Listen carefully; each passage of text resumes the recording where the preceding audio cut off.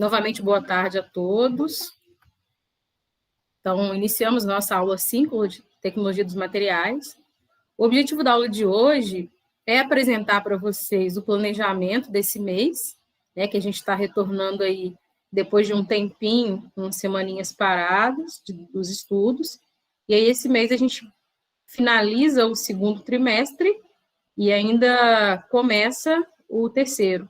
E aí eu queria apresentar para vocês o que eu planejei nesse finzinho de segundo trimestre em relação às atividades avaliativas e também queria aproveitar o momento para que a gente está estudando várias semanas aí sobre siderurgia, fabricação de aço, e aí eu queria meio que fazer um resuminho para vocês, que às vezes vocês entenderam um pouquinho diferente ou querem complementar o que já estudaram, querem também tirar dúvidas do que já viram, dos vídeos que viram, do que leram. Então, acho que esse é o momento para fazer isso, é um momento importante. Ok, pessoal? Alguma dúvida? Querem falar alguma coisa enquanto eu abro aqui?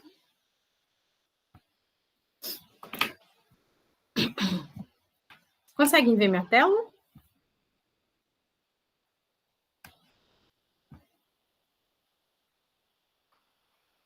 Bom, se ninguém falou não, então deve estar conseguindo, porque eu não consigo enxergar o chat agora, né? Só a voz mesmo. Então, eu queria apresentar para vocês aqui o plano de atividade pedagógica remota, que é o planejamento aí das próximas 4 semanas que a gente tem no ERE.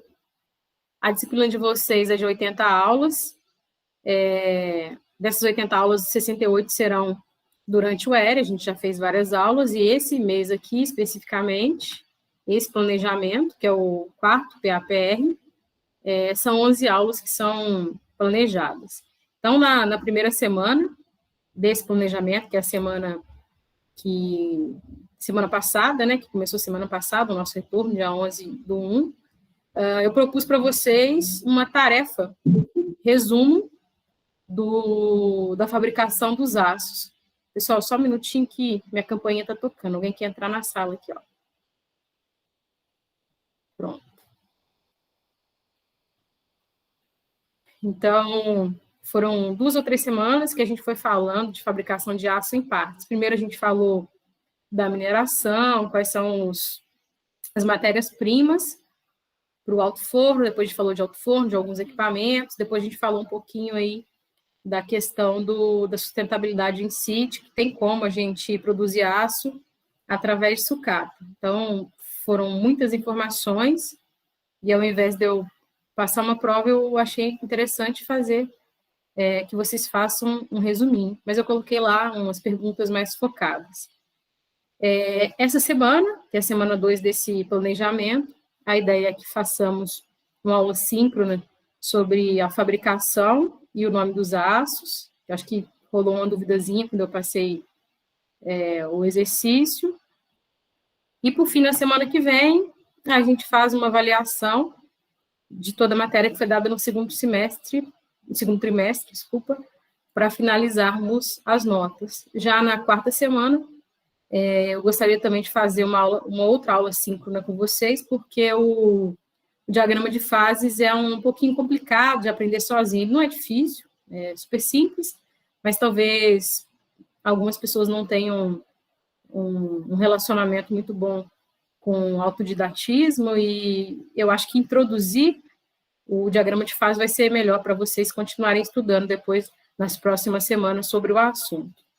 E aí a gente marca o dia certinho. Então, o objetivo, o que a gente espera desse mês, aqui os materiais necessários, e aqui eu coloco para vocês que a tarefa que foi proposta na semana passada, para entregar na semana que vem, que geralmente vocês têm aí 15 dias, vale 3 pontos para o segundo trimestre, e a atividade 2, que é o questionário avaliativo, 5 pontos ainda para o segundo trimestre, para a gente conseguir fechar os 10 pontos, né? Já foi oferecido uma outra atividade valendo 2 pontos, ok?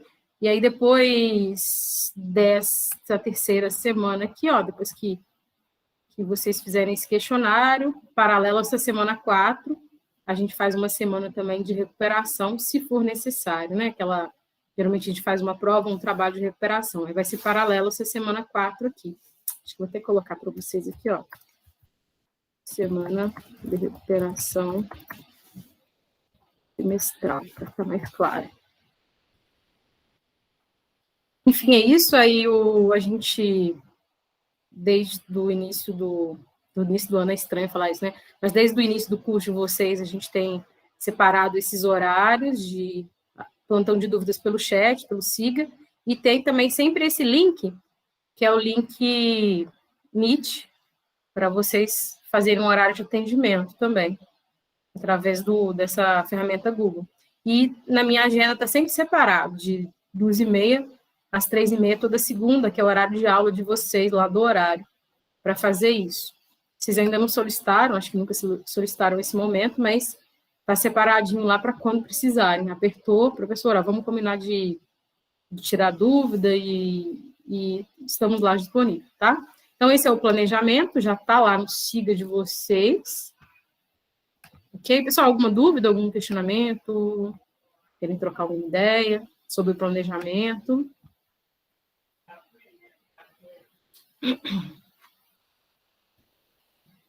Bom, não, então vamos continuar. Deixa eu dar uma olhadinha no chat. Sem problemas, eu não sei se foi para essa questão ou para outra questão, já tem 7 minutos atrás. Vamos, então, ao materialzinho que eu preparei para vocês para resumir o que a gente falou nas últimas semanas, né? Nas últimas semanas, então, a gente falou eu coloco como fabricação de aço, mas no mercado de trabalho a gente usa o termo siderurgia para se tratar aí da fabricação de aço. Já ouviram falar de siderurgia?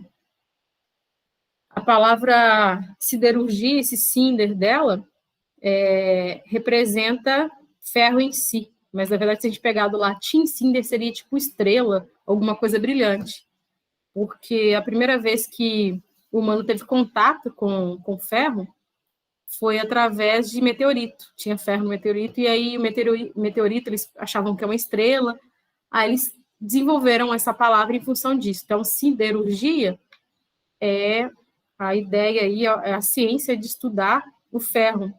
E aí, mais proximamente da gente possível, a ciência de estudar o aço, né, que é o principal produto, porque ferro ninguém compra, né? Ferro não dá para fabricar. O ferro em si é um minério de ferro, mas o aço é um produto que está no nosso dia a dia, e como vocês viram no material, é importantíssimo.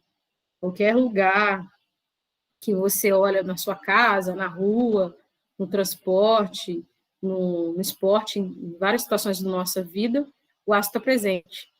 Na construção, nos equipamentos, enfim. Então, é um elemento, um produto importantíssimo para que a humanidade se desenvolvesse, né, durante todos esses anos aí.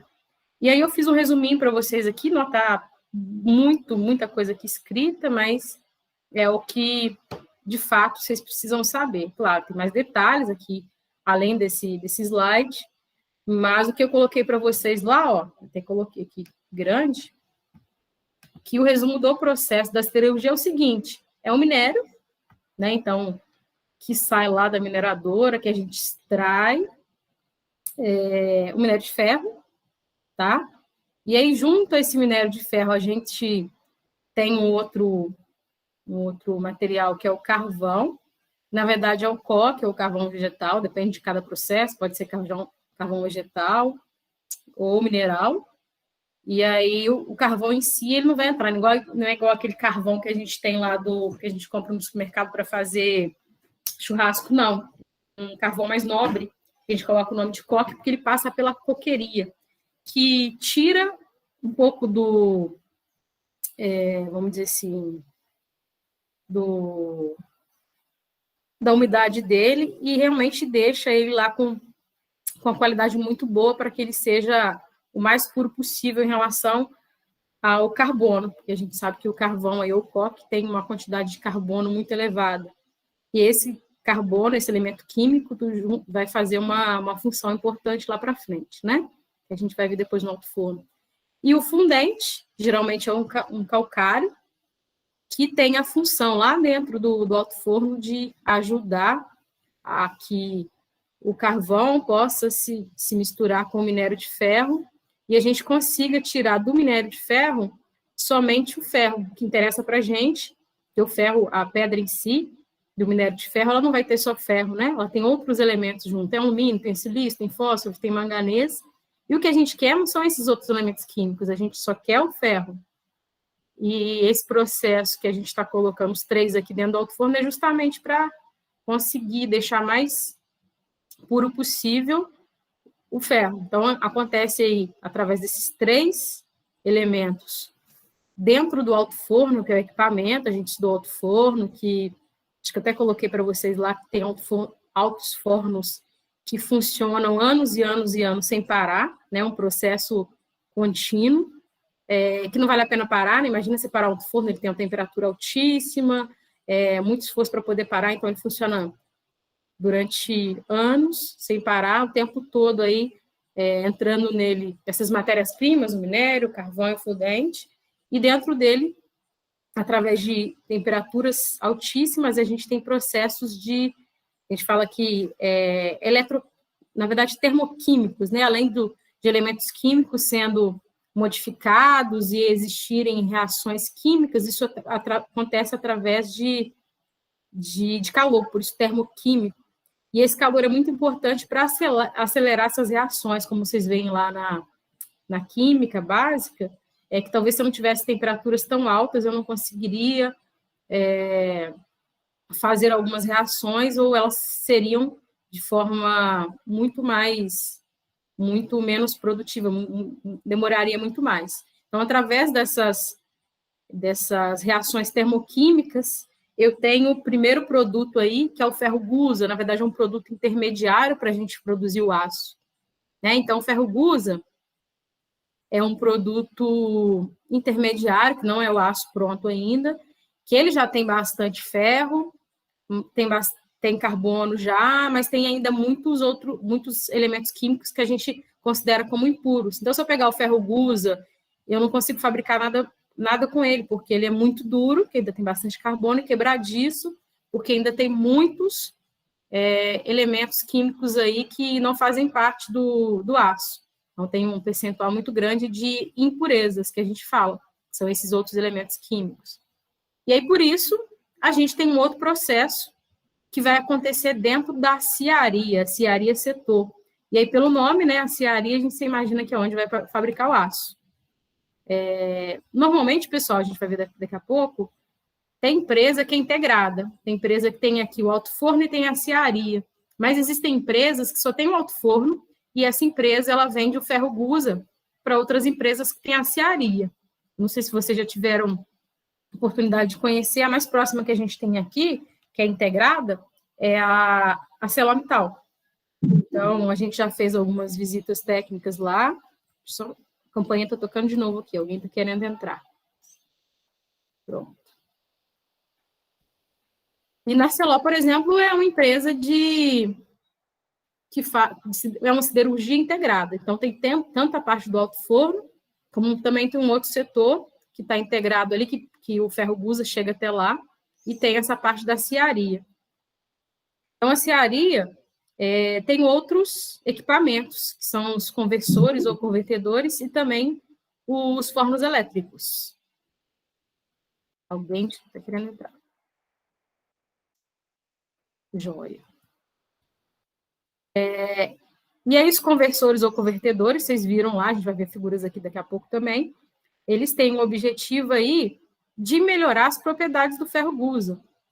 Então, através de forma assim, muito genérica e muito simples, eles vão adicionar oxigênio nessa reação que é termoquímica, que a gente coloca lá o ferro gusa em alta temperatura, justamente para a gente tirar todas essas impurezas e deixar o máximo possível só o ferro carbono, né? E aí a gente consegue produzir um aço com melhor qualidade. Vocês viram lá depois na nomenclatura do aço que existem aços com diversos percentuais de carbono, com diversos percentuais de outros elementos. Então, é aqui nos conversores ou convertedores, na aciaria, que a gente consegue produzir esse aço com melhor qualidade, porque o ferro gusa a gente não faz nada com ele, mas ele é uma entrada, né? Então, é uma matéria-prima para fazer um aço Às vezes eu quero um aço 1030, ou seja, um aço que é praticamente ferro-carbono, ele não tem outros elementos, só em pequenas quantidades, e o 1030 quer dizer que ele tem o quê? 3% de carbono. Então, eu vou fazer uma receitinha lá nos meus conversores para fazer o máximo possível, para tirar o máximo possível de outros elementos, deixar só o ferro-carbono com 3% de carbono. É assim que funciona. Só que as reações químicas são bem complexas, né? Não é tão simples assim como eu estou falando para vocês. E aí são muitos anos de estudo para que as pessoas consigam desenvolver esse conhecimento e, de fato, pratiquem lá na cearia.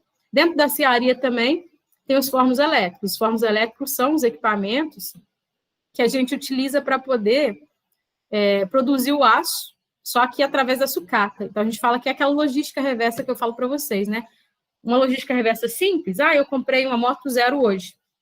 E a moto, eu tenho várias partes dela, que eu tenho o aço, que foi primeiro preparado aqui na cearia, depois ele foi preparado em outras indústrias para pegar aquele formato ali, para produzir aquele formato da moto. Só que depois de muito tempo, eu já consegui dar a vida útil para essa moto e o momento não vai ser mais interessante eu ter essa moto montada, ela vai virar sucata. Então, todo esse aço que foi produzido há muitos anos atrás, 30, 40, 50, ele volta para o processo de fabricação novamente, e através dos fornos elétricos e outros elementos que a gente adiciona dentro desses fornos, eu consigo fabricar novamente um aço, né? Olha que interessante. Então, eu consigo fazer isso inúmeras vezes.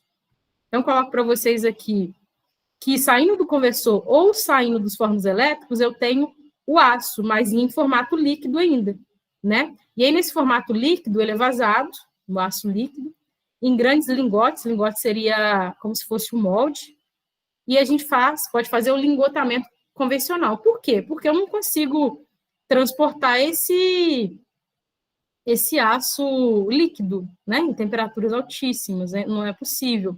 Então, a gente faz, através do lingotamento, alguns formatos para ficar mais fácil de transformar esse aço depois em diversas situações do nosso dia a dia. Então, aqui eu faço ele em formato de barra, mas eu posso também ter outro setor, que é o setor de conformados, que eu posso transformar, setor de laminação, por exemplo, de laminação, que eu posso transformar esse aço que antes era líquido aqui, em o quê? Em folhas, outra filação que vai ser em fios, ou forjamento que vai ser num outro formato de fio diferente, ou na extrusão, enfim. E aí eu posso transformar em vários formatos, mas basicamente são formatos, por exemplo, eu quero comprar um aço 1010 em formato U ou formato V, então são formatos que são, vamos dizer assim, básicos para depois eles serem transformados em outros formatos, para serem usinados, enfim. E aí eu coloco para vocês também, que voltando aqui em cima, que o ferro gusa, ele não necessariamente precisa ir direto para a cearia. Ele só vai para a cearia se ele for transformado em aço. Mas se ele quiser ser transformado em ferro fundido, esse ferro gusa sai daqui e vai lá para as fundições, por isso que chama fundição, que é onde vai produzir o ferro fundido. Vocês lembram lá qual que é a diferença do aço e do ferro fundido? Alguém pode me responder para deixar minha aula mais dinâmica e mais feliz? A diferença do aço e do ferro fundido?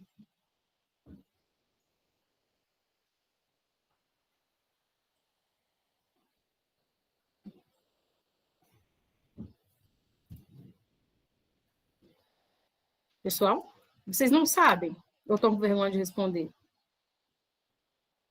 Professora, eu acho, não tenho certeza, eu acho que é a diferença do teor de carbono. Isso, exatamente isso. É a diferença do teor de carbono.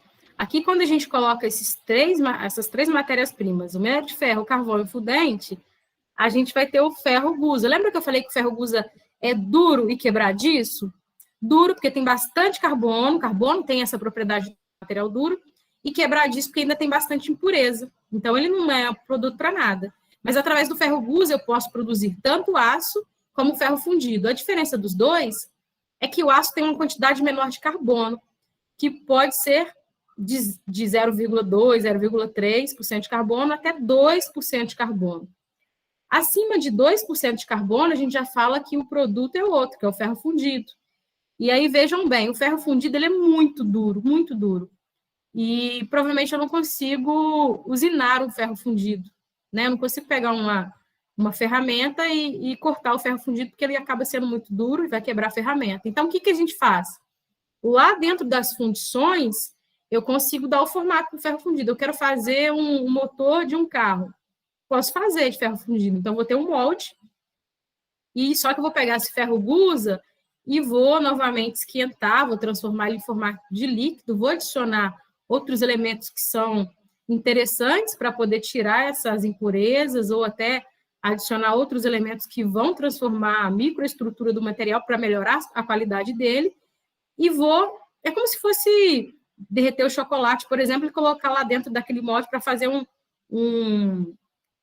ovo de Natal, um ovo de Páscoa, viajei aqui agora, um ovo de Páscoa. Então, as fundições fazem basicamente isso. Através dos fornos cubilôs, eles vão fabricar, no formato de molde aí, peças de ferro fundido. Então, o metal líquido é vazado em molde de areia, com resina, e aí tem uma cavidade para entrar, e vai dar a forma definitiva da peça produzir. Então, tudo que vocês precisam saber, pessoal, está aqui, ó. É isso. Só que aqui de maneira muito, muito simples, né? E aí eu fiz aqui outros slides, não são muitos, aqui está 94, mas não assuste, isso aqui é outro material que tem depois, para resumir para vocês todo esse processo de siderurgia, ou seja, produção de aço.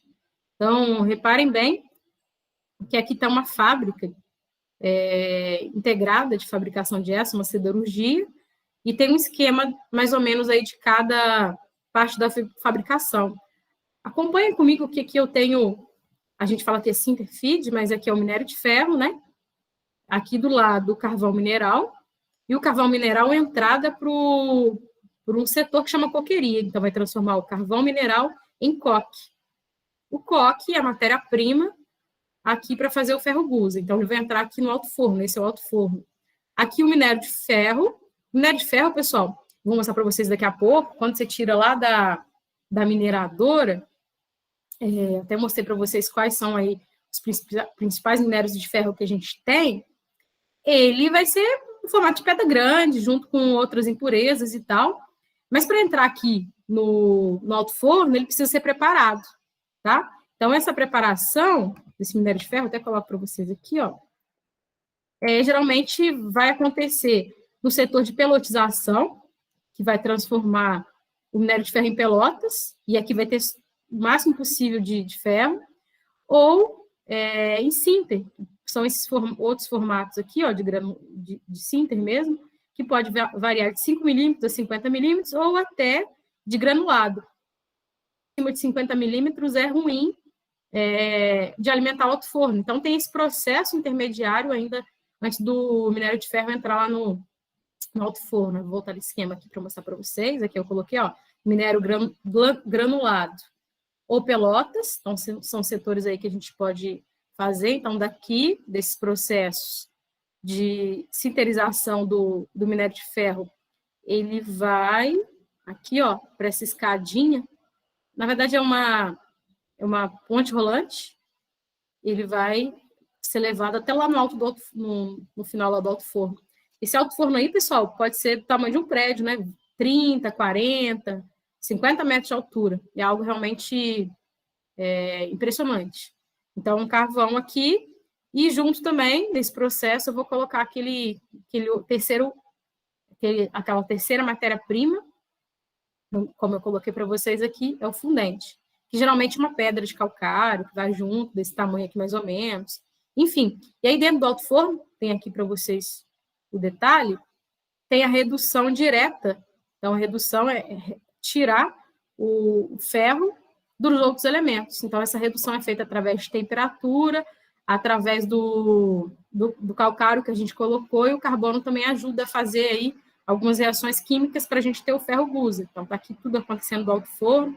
Esse laranja aqui está querendo dizer que eu tenho temperaturas altíssimas, e cada um desses elementos aqui, eles entram em camadas. Então, uma camada de carvão, outra camada de minério de ferro, outra camada de calcário, depois carvão, e fica essa alimentação contínua, porque é um cara que fica aí para sempre trabalhando, né? E aí, nessa saída do alto forno, além do ferro gusa, que vai alimentar depois para a gente lá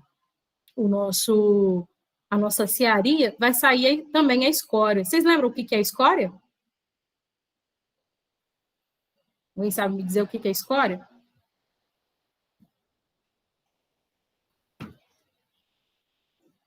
Vocês não estão lendo material, né, seus meninos? Professora, eu acho que eu sei. A escória é a sobra, é o que a gente não consegue aproveitar no aço, que não se mistura, que não vira aço, né? Não vira ferro gusa. É tipo assim, o que sobra? A sobra dos materiais que a gente usa para produzir o ferro gusa. Muito bem, muito bem. É isso aí mesmo. A escória, se alguém chamar de escória, não entenda que é um substantivo interessante, não. Escória a gente fala que é aquele fulano na escória da sociedade, ou seja, tudo de ruim que tem na sociedade.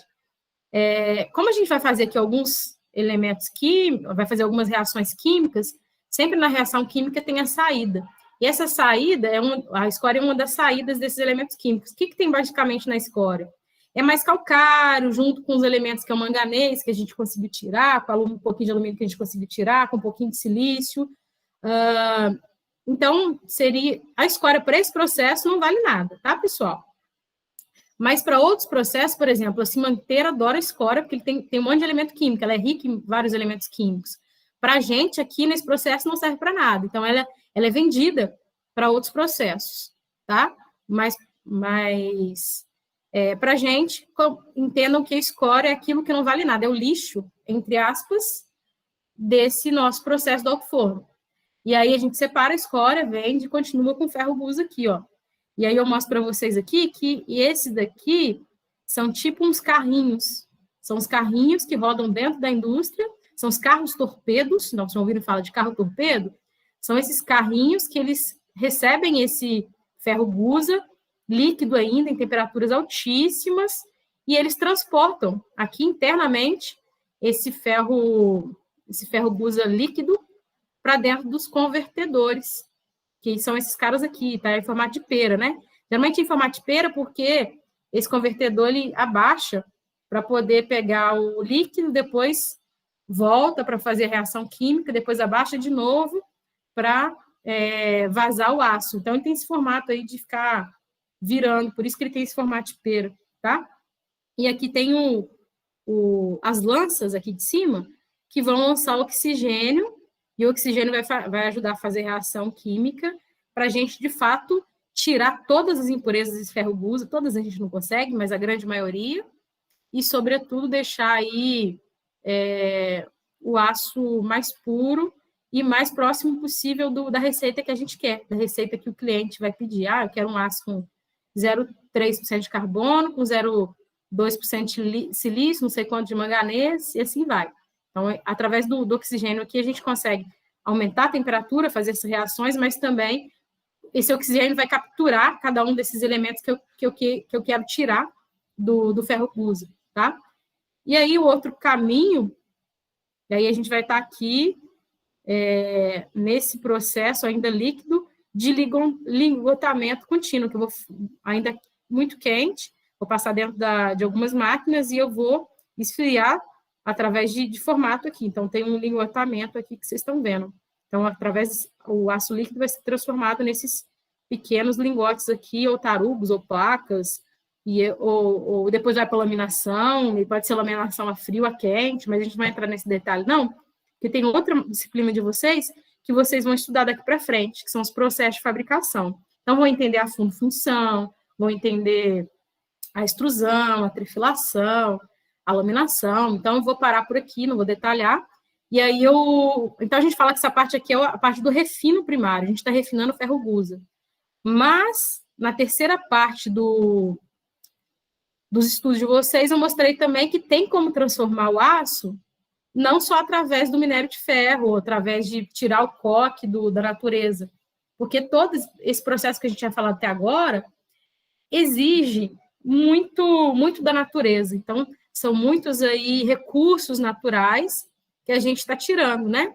Então, a gente vê todas essas mineradoras explorando várias áreas, e isso é muito ruim, porque são recursos limitados. Então, a gente está modificando a natureza, está piorando o nosso ecossistema para fazer uma produção de um produto para agradar os humanos, mas o ecossistema nunca mais vai ser a mesma. Então, a gente tem aqui através desse processo aqui, um impacto ambiental muito, muito, muito relevante, muito grande. E aí, um outro impacto menor seria pegar já esse aço que já está dentro do nosso dia a dia, transformar isso aqueles nossos caminhões que trocam pintinhos por panela usada, são pessoas que são ambientalmente muito corretas, né? Então, pegue o pintinho lá, vai brincar com o pintinho, entregue sua panela velha, porque ela vai entrar aqui nesse processo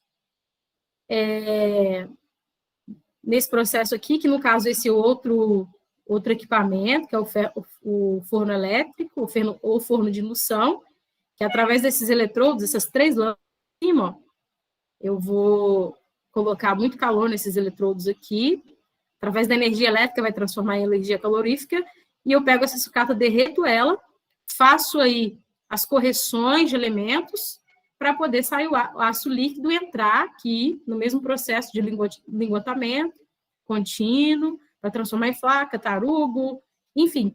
Esse é o processo da produção de aço. Não sei se ficou fácil de vocês entenderem lá através dos vídeos, através das explicações.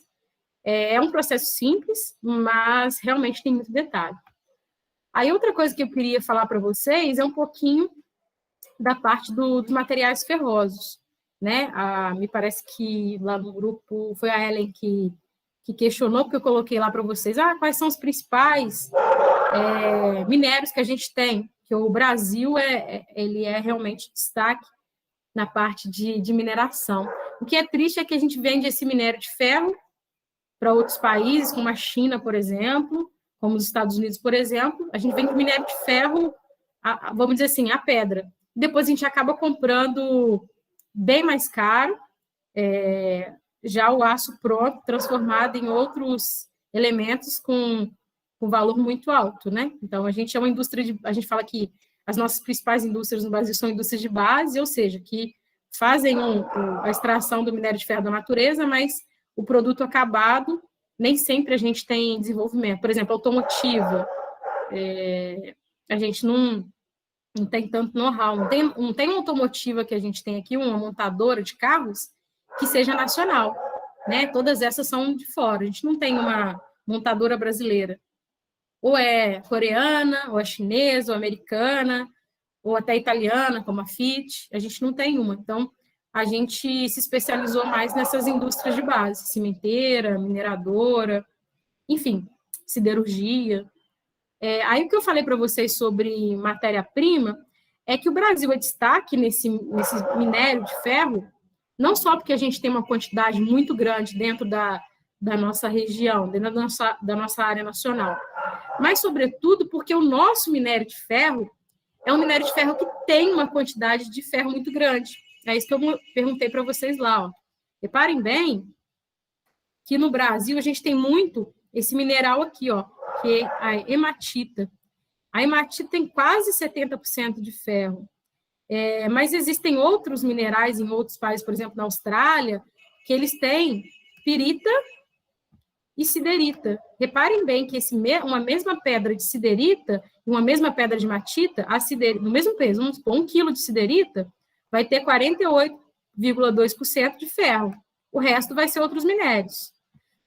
Uma mesma pedra, no mesmo quilo, por exemplo, de hematita, eu vou ter 70%. Que o que me interessa nesse caso aí é o ferro. E a gente fala que os nossos minérios que são encontrados dentro da região brasileira, eles têm uma quantidade de ferro muito grande. Então, por isso, vale muito a pena a gente extrair. Então, a gente fala que são as minas, vale a pena a gente extrair, porque imagina você ir lá pegar uma mina, destruir tudo, todo um processo para poder destruir para ter pouco ferro. Às vezes não vale a pena, tá? Aí, lógico que é um estudo muito complexo para ver se vale a pena ou não. Mas eu queria colocar como destaque que os principais minérios que a gente tem no Brasil é a magnetita, ela tem uma coloração preta, a hematita, tá aqui qual que é os elementos químicos, que tem uma coloração mais avermelhada, que é o principal minério do Brasil, que tem no nosso quadrilátero ferrífero, em Minas Gerais. Então, naquela região ali próxima de Belo Horizonte, Ouro Preto, Ouro Branco, Itabirito, até ali Brumadinho, aquela região aí que tem vários mineradores, inclusive tem vários amigos que estudaram comigo na faculdade que trabalham nessas mineradoras, que continuam explorando minério. A gente também tem no Brasil outras regiões importantíssimas, que é o caso do Pará. Se eu não me engano, eu até passei um vídeo para vocês, não passei? Sobre que existem cidades no Pará, regiões que se desenvolveram, que as pessoas foram para lá só para poder trabalhar com o minério aí de ferro, que são minérios também muito, muito ricos em ferro, né? Minério de ferro que é rico em ferro. Não sei se ficou claro para vocês o que eu estou querendo dizer. É isso aqui, ó. Essa é a fórmula química e aqui o conteúdo de ferro. Podem ver que ele tem bastante oxigênio, o outro tem hidrogênio, e também tem outros elementos juntos. Por exemplo, esse daqui eu vou ter bastante esse elemento, esse daqui eu vou ter um outro elemento junto. Então, depende de cada pedra, cada minério. O ferro não vai estar pronto, é isso que eu queria dizer para vocês. Ele não está pronto na natureza. Então, ele está sempre junto com outros elementos. E a ideia do alto forno é justamente essa, fazer um esforço muito grande, reação química, temperatura, para conseguir separar esses outros elementos que naturalmente já nasceram com ferro, né? É tipo uns meninos lá na sala, eles já conhecem desde criança, nasceram juntos, e quando coloca eles numa sala de aula do IFE, eles ficam lá no fundinho fazendo bagunça. E aí a gente acaba tendo uma energia muito grande para poder separar esse povo. Eles têm tudo em comum, um olha para o outro, já sabe o que o outro está falando. Então, aí o professor acaba passando muita raiva para poder separar. Muita energia, muito xingamento. Então, seria mais ou menos isso. O alto forno, ele seria esse meio de separar esse povo que já nasceu junto e que já tem uma afinidade química muito grande. Dentro deles, eles estão totalmente juntos. E aí a gente precisa de muita energia e reações químicas exotérmicas para poder separar e deixar o que mais nos interessa aqui, que é o ferro, tá? Aí o carvão eu coloquei para vocês aqui, o fundente, mais detalhes. Coloquei algumas figuras para que fique mais fácil de vocês mentalizarem. Então, aqui, o minério de ferro sendo trabalhado, depois de ser trabalhado, para entrar já no alto forno prontinho, ou em formato de pelota, ou em formato aí de granulado. A coqueria, que eu coloco para vocês aqui, que entra o carvão, que pode ser retirado daí das árvores, ou pode ser retirado debaixo do solo, né? Carvão mineral, vegetal. E aí, dentro da coqueria, se faz alguns processos também, que também depende de energia. Ele é transformado aí num produto com mais qualidade, com mais carbono possível, mais puro possível em relação a carbono. E aqui eu mostro para vocês uma figura de um alto forno, aqui na parte de cima, onde é alimentado essas matérias-primas que eu comentei com vocês. Então, elas são alimentadas aqui, e aqui tem tipo um ventilador rodando para poder alimentar de forma correta. Imagina que se cair tudo aqui, ó, vai cair tudo no meio. Então, aqui tem um sistema que fica rodando para poder, cada hora, colocar no lugar, para ficar alimentando de maneira homogênea o nosso alto forno. E aí tem algumas partes aqui, a parte da alimentação, que é a zona de alimentação, que a gente fala.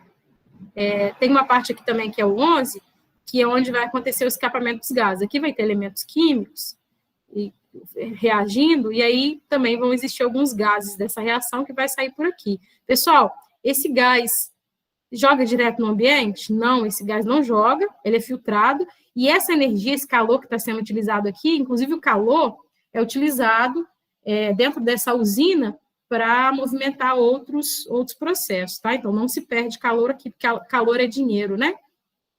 Aqui onde eu coloco 5, 4, 3, 2, 1, são as zonas. Então, na primeira zona, 5, eu tenho uma zona de pré-aquecimento. onde a temperatura começa a aumentar bastante. Na zona 4, um pouquinho abaixo, eu tenho a zona de redução de óxido de ferro. O que está acontecendo aqui? Eu estou fazendo essa reação, deixa eu ver o que está aqui, reação de redução, isso mesmo, ó.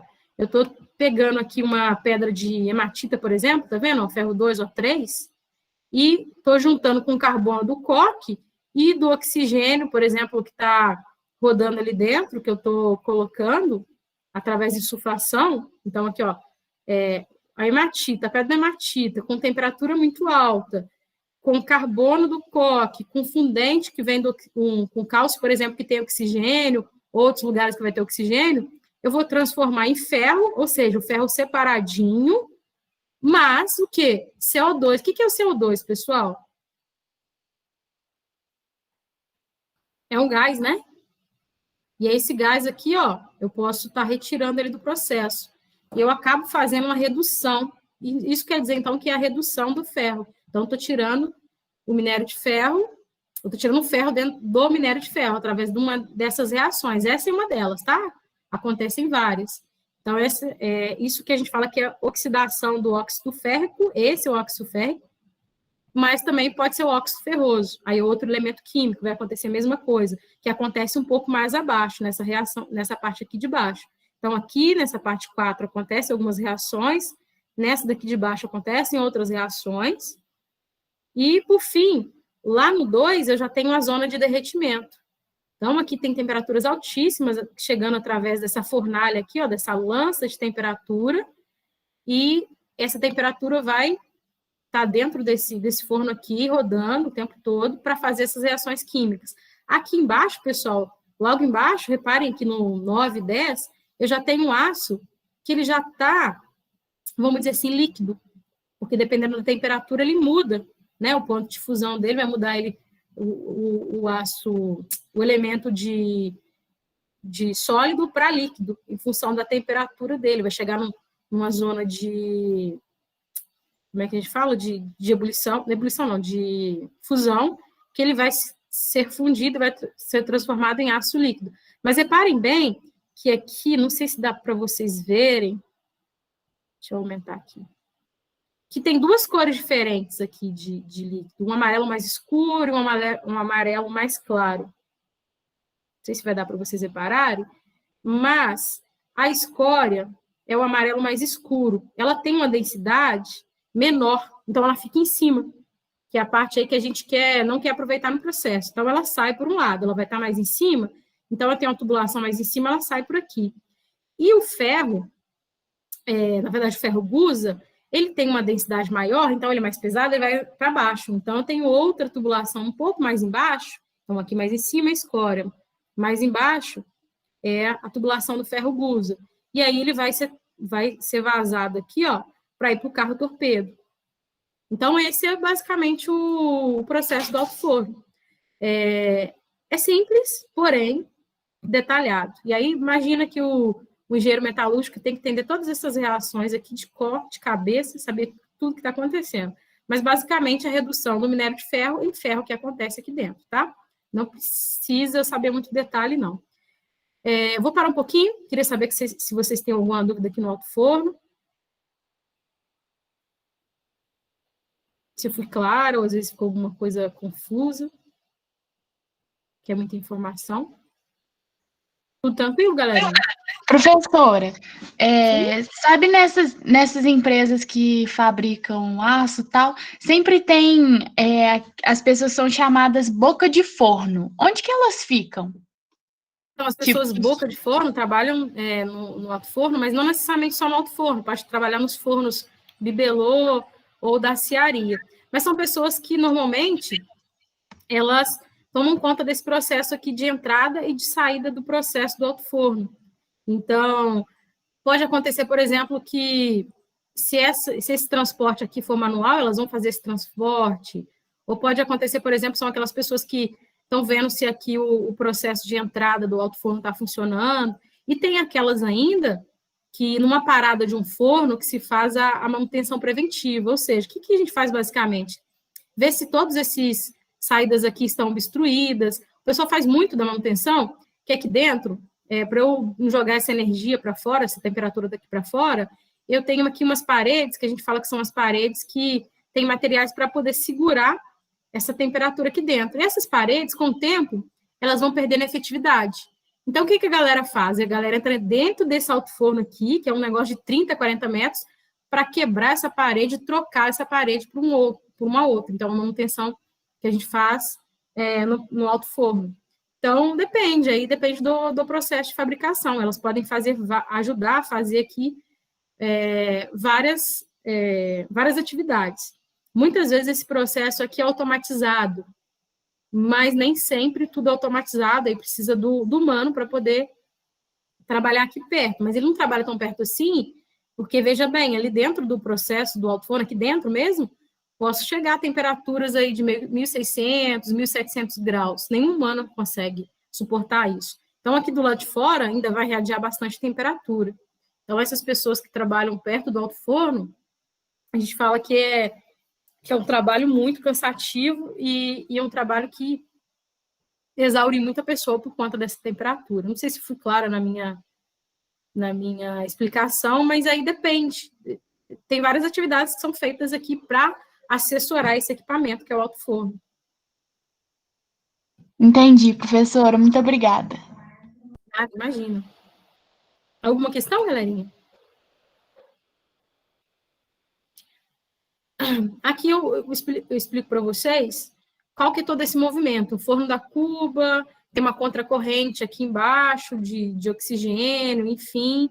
Aí a carga sólida vem lá de baixo, passa por várias temperaturas aqui, desce por gravidade, o gás reage, e depois que ele reage, sai do processo, sai por aqui para o 11. Então, falando mais ou menos aí como funciona toda essa essa termodinâmica dentro do forno, tá?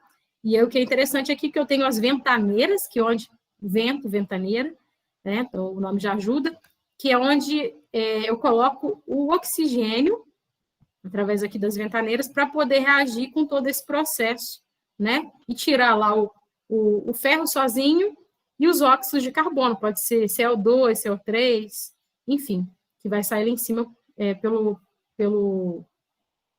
os gases vão sair por cima, né? Por conta da questão da densidade deles. Então, depois vocês dão uma olhada nisso. Aqui tem um esquema do que eu estou falando para vocês, tem os silos de carregamento, que aí tem o minério de ferro, carbono, o calcário, eles vão subir através aqui de uma correia, de um transporte, uma correia transportadora, vão lá para o alto, como se fosse prédio de 10 andares, e aqui vai alimentar. Reparem bem que aqui tem tudo misturadinho, né? Aquele esquema que eu falei para vocês, fica rodando para poder misturar de maneira homogênea. E aí tem um vermelhinho, tem um pretinho, pretinho, branquinho. E aí, várias áreas que eu comentei para vocês aí, com várias temperaturas diferentes, onde acontecem as reações. Aqui tem um sopro quente, aqui embaixo, ó, as ventaneiras que vai soprar para cima, para fazer todo esse... Fica rodando, né? Como se estivesse rodando aqui.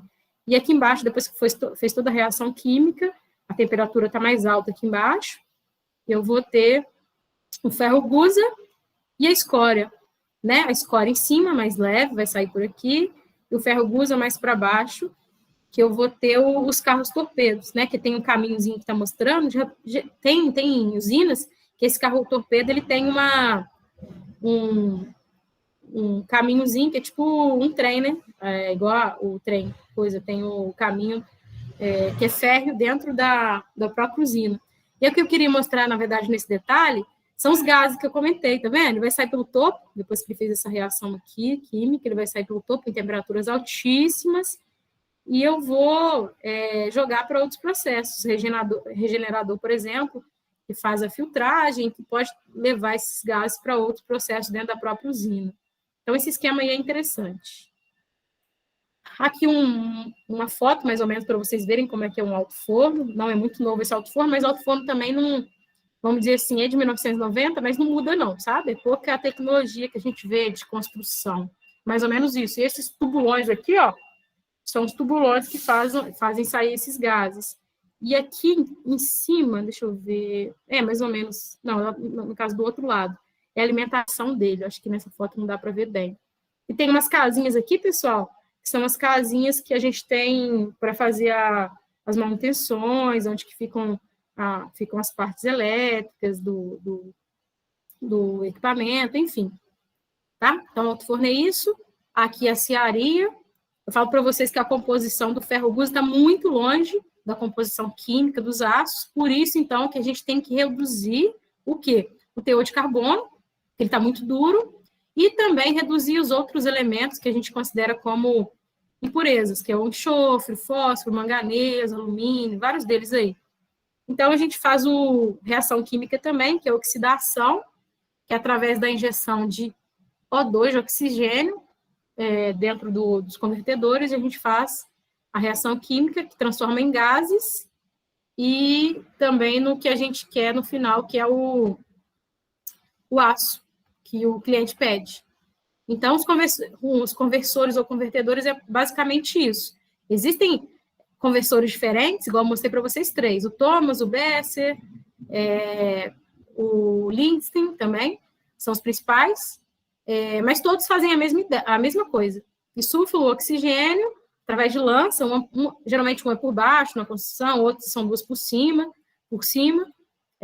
mas fazem a mesma coisa.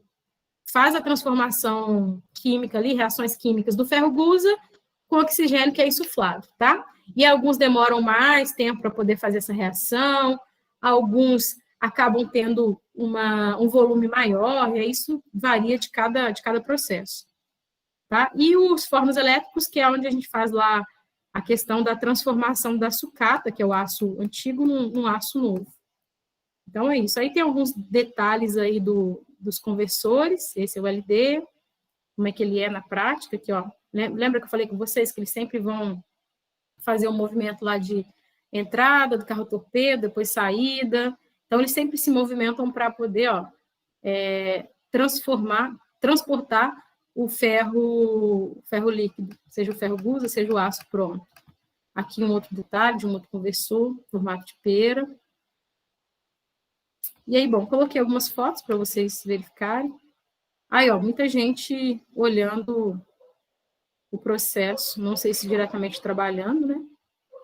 Mas uma usina é isso daí, pessoal. Uma usina siderúrgica é esse ambiente aí, um ambiente realmente que é muito, muito hostil. Tá? Aí aqui eu coloco outras fotos, metalurgia da panela.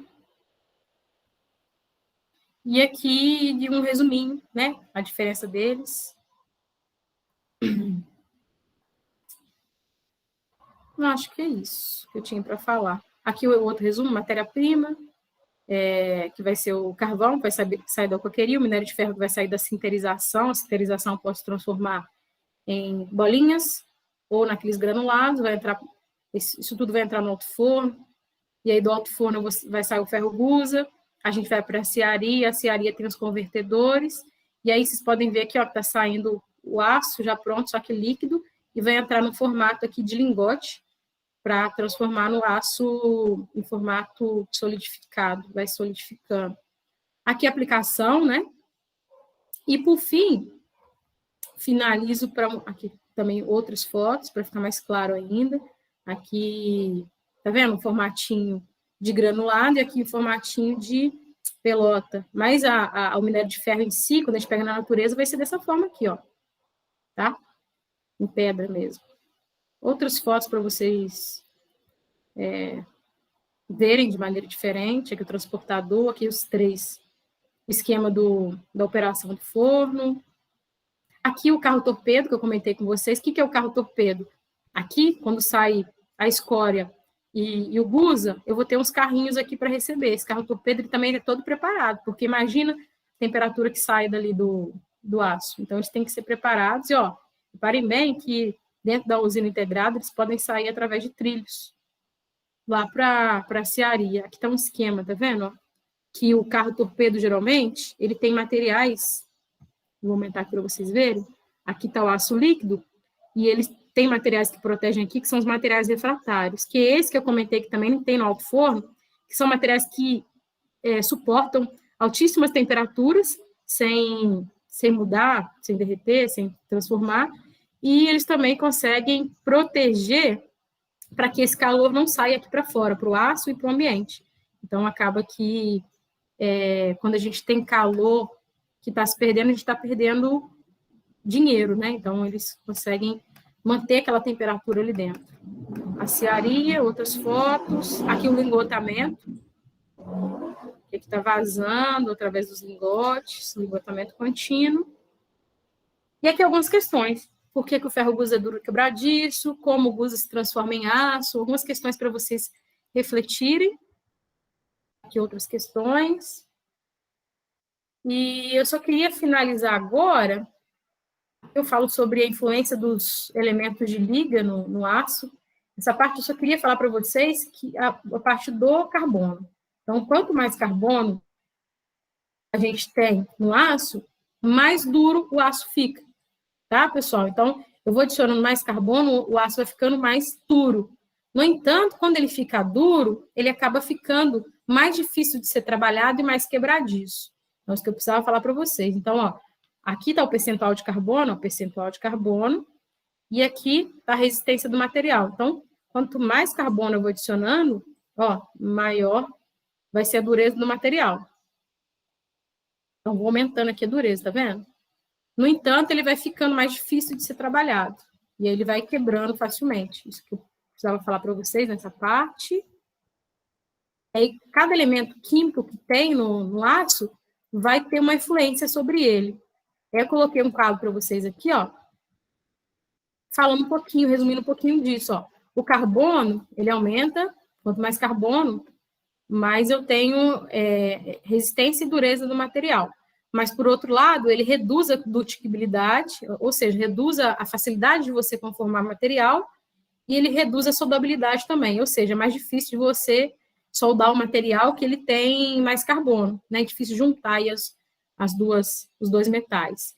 E aí, por exemplo, o que acontece quando tem muito silício no aço? Ele vai reduzir a ductibilidade. O que acontece quando tem cromo no material?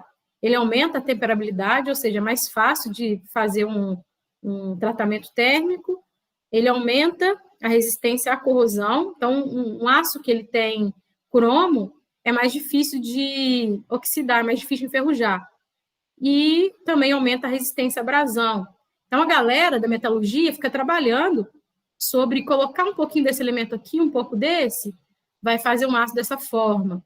Se eu colocar um pouquinho desse elemento, tirar um pouquinho desse, vai fazer um aço com outra propriedade, que é aquela parte que eu ensinei para vocês sobre o nome dos aços. Lembra que eu passei um quadrinho para vocês fizeram um exercício? É justamente isso. A normalização dos aços, ó. Vou mostrar o quadrinho para vocês, esse quadrinho aqui, ó. Então, por exemplo, se eu quero fazer um aço liga com níquel da família 23, esse níquel vai dar algumas propriedades importantes para o aço. Se eu coloco, por exemplo, aqui um cromo vanádio, eu vou dar outras propriedades diferentes para esse aço. Mas os aços mais basicões que tem são os aços carbono, ou seja, que tem pouquíssimos outros elementos, é mais mesmo só o basicão, que é o ferro-carbono, porque o aço tem ferro-carbono e podem ter outras ligas, como eu falei para vocês aqui, para melhorar as propriedades mecânicas. Então, é como se fosse, em casa você faz geralmente uma macarronada. O que é uma macarronada? É basicamente um molho de tomate e o macarrão. Misturou os dois, você tem uma macarronada. Mas não acontece da gente inventar a moda e colocar um queijinho, de colocar uma azeitona, de colocar um milho, de colocar até um creme de leite. É uma macarronada também? É uma macarronada. Só que é uma macarronada com propriedades diferentes. Então, o aço carbono é uma macarronada com macarrão e molho de tomate. E os aços liga são esses outros ingredientes que a gente vai colocando para agradar o paladar do cliente, né? Então, eu particularmente amo creme de leite. Então, tudo que eu coloco creme de leite, na minha concepção, no meu gosto, fica muito bom. Então, eu não iria usar só um aço carbono, eu iria usar um aço carbono com outro elemento para fazer uma macarronada melhor ainda. Então, seria isso basicamente. É isso que eu mostrei para vocês. Aí, como é que a gente faz para poder especificar uma macarronada que tenha bastante creme de leite? Bom, aí tem o nome. Em qualquer lugar do mundo, eu vou ter um nome. Mas imagina pedir uma macarronada para um chinês. Você sabe pedir? Sem ser inglês? Em inglês é mais fácil, porque inglês é a língua universal. Você não vai saber pedir, né? E aí, por isso que eles padronizaram todos esses nomes. O cliente quer pedir uma macarronada com bastante creme de leite, ele já sabe qual que é o código da macarronada, e aí não vai existir ruído nenhum de comunicação. Então, por isso que a gente faz a normalização, ou seja, a padronização dos nomes dos aços, que é bem simples, né? Eles usaram aí os 2 primeiros dígitos para indicar qual que é a família, ou seja, vai ser um aço carbono, uma macarronada basicona, ou vai ser um aço liga, ou vai ser um aço com adição especial. Essa adição especial pode ser um queijo especial que não tenha facilmente no Brasil, né? Pode ser. Então, são umas famílias aqui de vários elementos. Esses 2 primeiros aqui se relacionam a essas classes. Então, a família 10 é um aço carbono com, no máximo, 1% de manganês. Já a família 11 é um aço carbono, que tem aí o basicão, né? A macarronada e o molho, ou seja, o ferro carbono. Mas, no entanto, ele tem um processo de fabricação um pouquinho diferente. Ele é ressulfurado. Que, em outros termos, que a gente está falando da macarronada, é como se eu quisesse sei lá, o macarrão um pouco mais durinho, al dente. É como se fosse isso. Só tem o macarrão e o molho. Mas eu tenho um processo de fabricação diferente, é que deixar menos tempo na água. Então, um macarrão al dente, que a gente fala, mais durinho. Então, todas essa família aqui, 10, 11, 12, 13, 14, 15, todos são ácidos carbono. Só que tem umas particularidades um pouquinho diferentes. E aí, os aços liga são aqueles aços que eu tenho outros elementos em quantidades mais, vamos dizer assim, mais importantes, em quantidades maiores, que vão influenciar drasticamente na propriedade desses materiais, seja na propriedade mecânica, seja na propriedade química, seja na propriedade física. Ok, pessoal? Então, esses 2 primeiros dígitos, família, para falar se ele é um aço carbono, como é que ele foi fabricado, qual elemento que eu uso.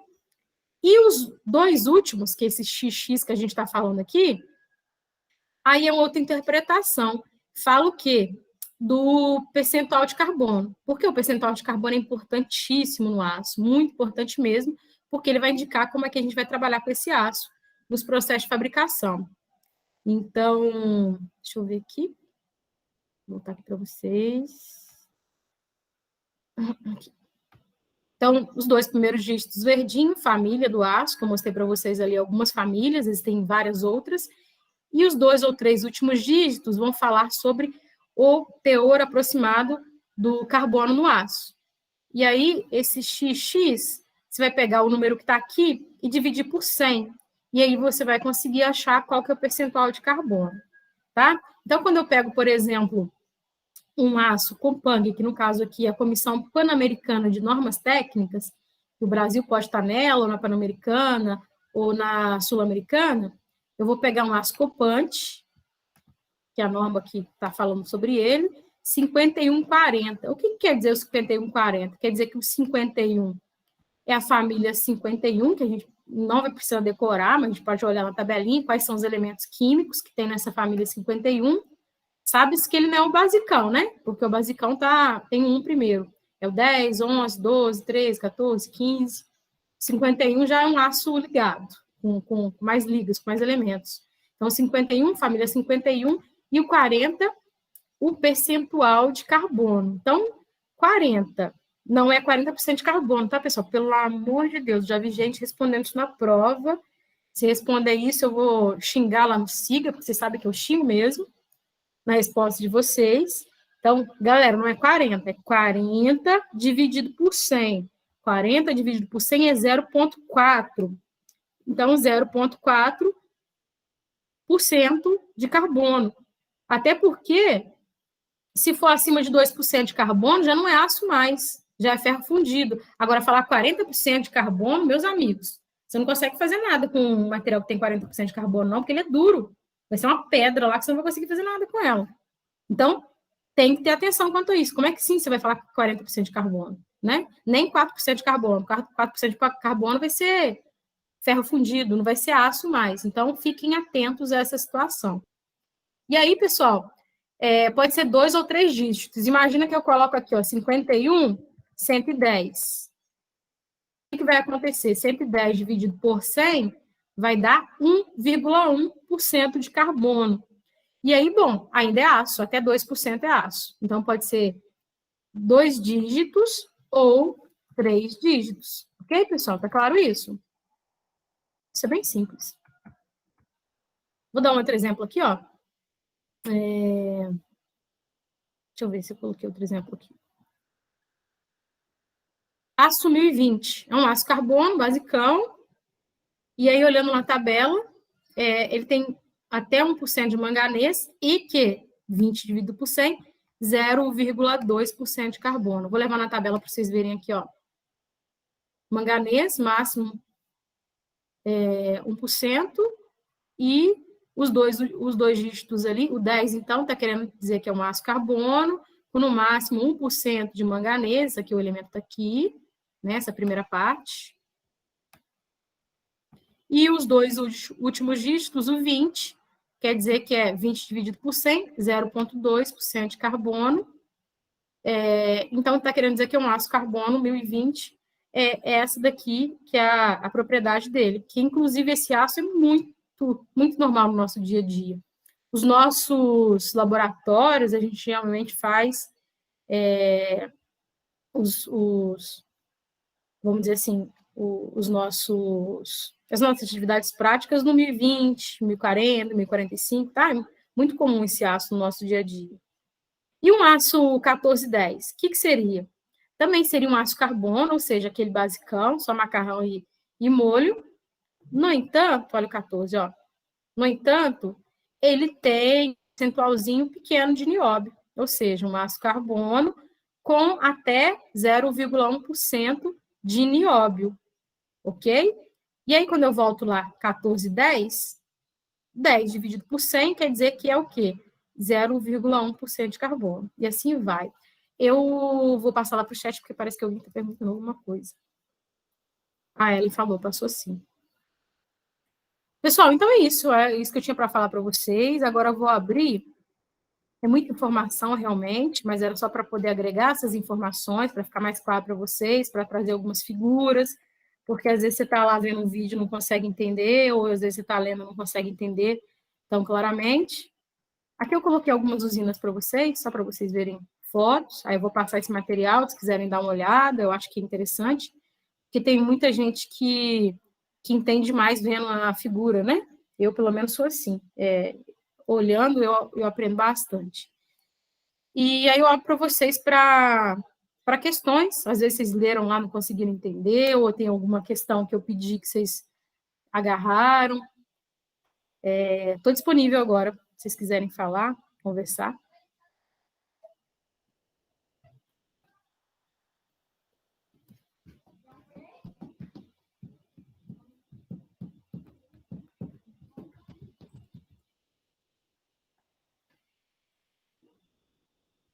Nenhuma expectativa, então, pessoal? Nenhuma dúvida? Tudo tranquilo e favorável?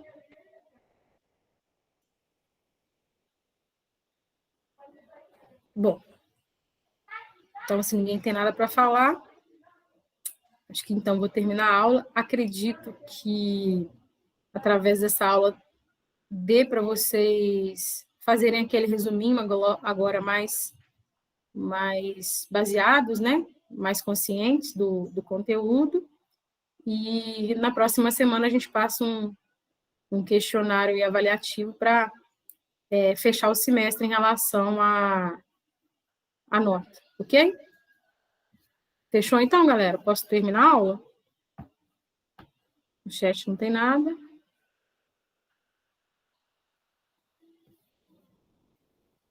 Uma última questão? Tudo ok? Última questão aqui é que hoje eu marquei aula síncrona nesse horário, não é o horário da aula.